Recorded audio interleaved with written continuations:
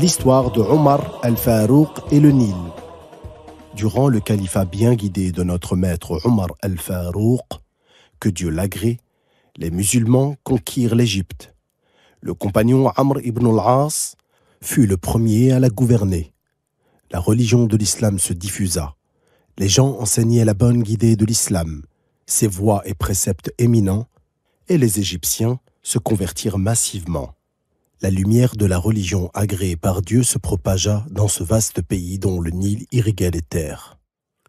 Les habitants d'Égypte comptaient les mois coptes avant d'apprendre les mois lunaires.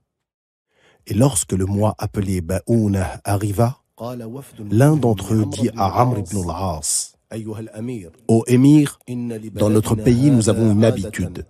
Et le fleuve du Nil ne coule qu'avec la réalisation de cette pratique.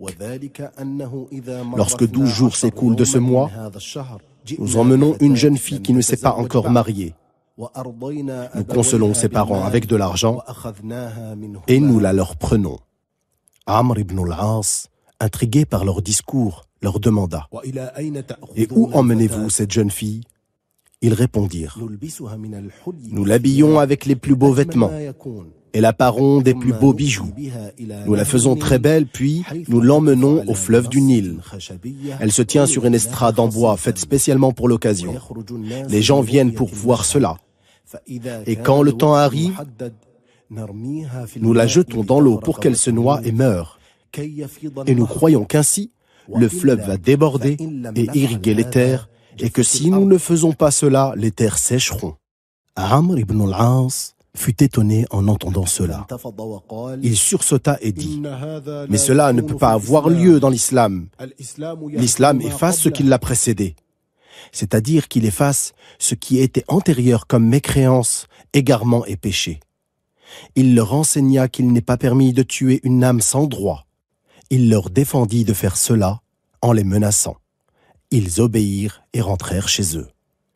Les gens restèrent ainsi 3 mois, et le fleuve ne coula plus, au point que les habitants songèrent à quitter l'Égypte en quête d'eau, car la plupart d'entre eux étaient des agriculteurs. Lorsque Amr ibn al-As vit cela, il envoya une lettre à notre maître Omar ibn al-Khattab, lui demandant conseil. La réponse vint rapidement.